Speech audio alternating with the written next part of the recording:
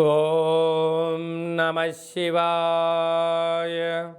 ఓం నమో నారాయణాయ. ఓం శ్రీ నరదిష్టి నివారణ కాల భైరవాయ నమో నమః. ఓం శుక్ర అరిష్టేతు సంప్రాప్తే శుక్ర పూజాంచ కారయేత్. శుక్రధ్యానం ప్రవక్ష్యామి కలత్రత దోషపీడోప ఉపశాంతయే. హరి ఓం. మా ఛానల్కి స్వాగతం. చూస్తున్న వీక్షకులకు ప్రేక్షకులకు ప్రియ కాళభైరవ భగవద్బంధులకి స్వాగతం పలుకుతూ మమ్మల్ని ఎంతగానో ఆదరిస్తూ ఉండబడినటువంటి ప్రియ సోదర సోదరీమణులకు అందరికీ స్వాగతం పలుకుతూ జ్యోతిష్య అభిమానులకు సనాతన ధర్మ వీక్షకులకు సంరక్షణ అందరిపైనను శుక్ర భగవానుడి యొక్క ఆశీస్సులు ఉండాలని కోరుకుందాం.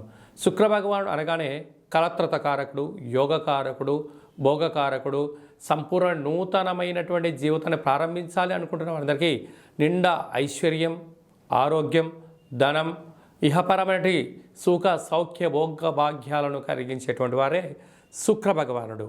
26/12/2023 నుండి 18/1/2024 వరకు వృశ్చిక రాశిలో ఏడాది తర్వాత సంచారం చేయనప్పుడు ఎలాంటి ఫలితాలు ఇవ్వబోతున్నాయో సవివరంగా సంపూర్ణంగా తెలుసుకుందాం. ధనుసు రాశి వారికి ఏడాది తర్వాత శుక్ర భగవానుడు వృశ్చిక రాశిలో సంచారం చేయడం వలన, వ్యయంలో శుక్రుడు సంచారం చేయడం వలన విందులు, వినోదాలు, ఫ్లేవర్సు, సుగంధ పరిమళాలు అనేటువంటి కార్యక్రమాలలో ప్రారంభించాలని, లేని కొత్త సుఖాలకు అలవాటు పడడం కానీ, అపోహలకు గురవ్వడం కానీ, ఆర్భాటాలకు ఈర్ష్య, ద్వేష, పగ, ప్రతీకారాలు పొంచి ఉన్నాయి.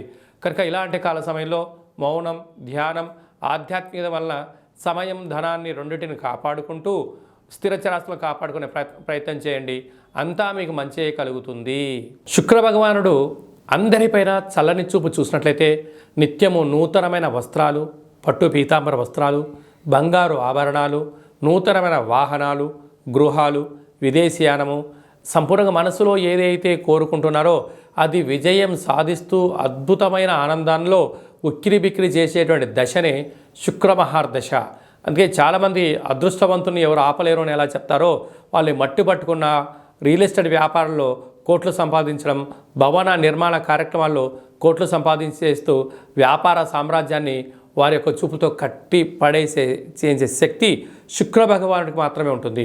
కనుక ఈ శుక్రుడు ఒక్కొక్కరి జాతకంలో ఒక్కొక్క రకమైన ఫలితాలు ఉంటాయి. కనుక శుక్ర భగవాన్ యొక్క ఆశీస్సులు కలగాలి అన్నట్లయితే ప్రతిరోజు మీరు స్నానం చేసేటప్పుడు కొద్దిపాటి సంపెంగ నూనెను కానీ, లేకుంటే ఇంకా మల్లెజాజితో కూడుకున్నటువంటి సుగంధ ఫ్లేవర్లు కలిగినటువంటి పన్నీటిని నీటిలో వేసుకొని స్నానం చేయడం, ప్రతి శుక్రవారం పూట తెలుపు వస్త్రాలు ధరింపచేయడం, ప్రతిరోజు పూజ చేసిన తర్వాత ఇండ్లంతో సుగంధ పరిమళాలతో ఒక ధూపాన్ని, సాంబ్రాన్ని వేసుకోవడం, వస్త్రాలకు కొద్దిపాటి అత్తరు, సెంటు, పన్నీర్ లాంటివి నిత్యము పూసుకోవడం, అలాగనే బొబ్బర్లతో కూడుకున్నటువంటి ఆహారాన్ని తినడం, అలాగనే ప్రతి శుక్రవారం పూట కళవు వెంకటనాయక అన్నట్టుగా వెంకటేశ్వర స్వామివారికి అప్పాలను, వడలను నైవేద్యంగా పెట్టడం, వెంకటేశ్వర స్వామివారికి తులసిమాలను సమర్పించడం వల్ల అద్భుతమైన యోగం కలుగుతుంది.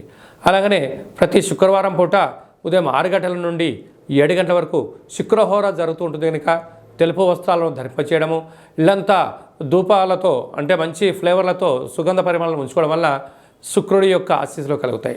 అలాగనే స్నానం చేసేటువంటి కాల సమయంలో మీ యొక్క బంగారు ఉంగరాన్ని రాగి చెంబులో ఉంచి ఆ తదనంతరం స్నానం చేయడం వలన సంపూర్ణమైన సువర్ణమయం మీ యొక్క జీవితంలో స్వాగతం పలకడానికి అవకాశం ఉంటుంది.